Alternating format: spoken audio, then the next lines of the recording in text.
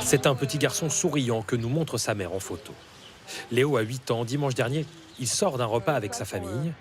Ils empruntent ce sentier strictement piéton.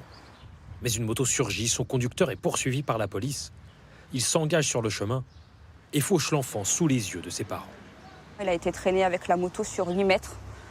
Et puis là, ça a été l'horreur, quoi. Du sang, il ne nous répondait plus. Il émettait seulement des sons avec sa gorge, mais les paupières ne s'ouvraient plus. Donc oui, il a une perte de connaissance estimée entre 5 et 10 minutes. Léo est transféré d'urgence à l'hôpital d'Amiens. Il souffre de plusieurs brûlures aux jambes. On voit ici la trace du pneu de la moto sur sa cuisse. Plus grave, il a 2 fractures crâniennes et un saignement dans le cerveau. Ce qui m'inquiète à l'heure d'aujourd'hui, c'est ces maux de tête permanents. Il ne peut pas rester beaucoup assis parce qu'il a mal.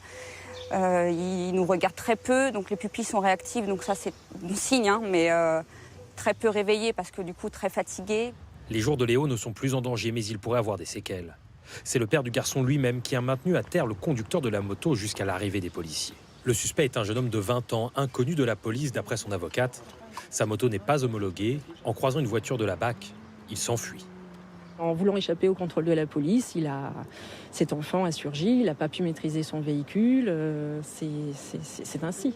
Une fatalité que le maire de Beauvais ne veut pas accepter. Il souhaite que la police durcisse encore ses efforts contre les rodéos urbains fréquents dans la ville. Je suis très en colère sur ce qui s'est passé parce que cet accident n'aurait pas dû avoir lieu. C'est purement gratuit. Ce motocross n'avait rien à faire sur la voie publique. Il a percuté un enfant qui ne méritait pas ça. Le conducteur a reconnu les faits. Son procès est prévu au mois de juillet.